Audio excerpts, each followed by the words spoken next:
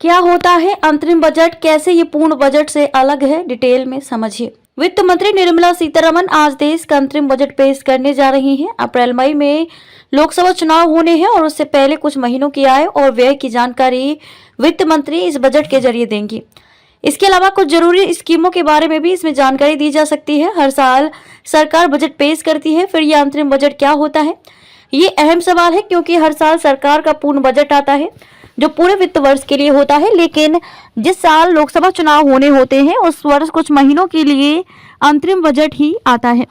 क्या होता है अंतरिम बजट, क्यों 5 साल में आता है? चुनावी साल में सरकार अंतरिम बजट पेश करती है। चुनाव के बाद आने वाली नई सरकार को ही पूरे वित्त वर्ष के लिए बजट पेश करने का अधिकार होता है। अंतरिम बजट में नई सरकार के गठन और फिर उसकी ओर से बजट पारित किए जाने तक खर्च की अनुमति होती है। इस बजट में नई सरकार के बजट आने तक खर्च और आय का ब्यौरा दिया जाता है। ये नए बजट के आने तक के लिए एक अस्थायी प्रावधान होता है, इसी के चलते इसे अंतरिम बजट कहा जाता है। आपको बता दें कि 2019 के आम चुनाव से पहले वित्त मंत्री अरुण जेटली बजट नहीं पेश कर पाए थे। उनके स्थान पर पीयूष गोयल ने बजट पेश किया था क्योंकि अरुण जेटली का स्वास्थ्य खराब था। चुनावी साल में क्यों नहीं आता पूर्ण बजट? अंतरिम बजट में सरकार का खर्च, राजस्व, राजकोषीय घाटा, वित्तीय प्रदर्शन और अगले कुछ महीनों का अनुमान जारी होता है। वहीं पूर्ण बजट में पूरे वित्त वर्ष का ही लेखा जोखा पेश किया जाता है। चुनावी वर्ष में पूर्ण बजट नहीं आता है।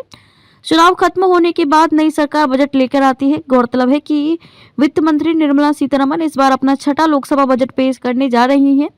अब तक सरकार की ओर से कुछ कहा नहीं गया, लेकिन माना जा रहा है कि पीएम किसान सम्मान निधि और आयुष्मान भारत जैसी योजनाओं के बजट में इजाफा किया जा सकता है।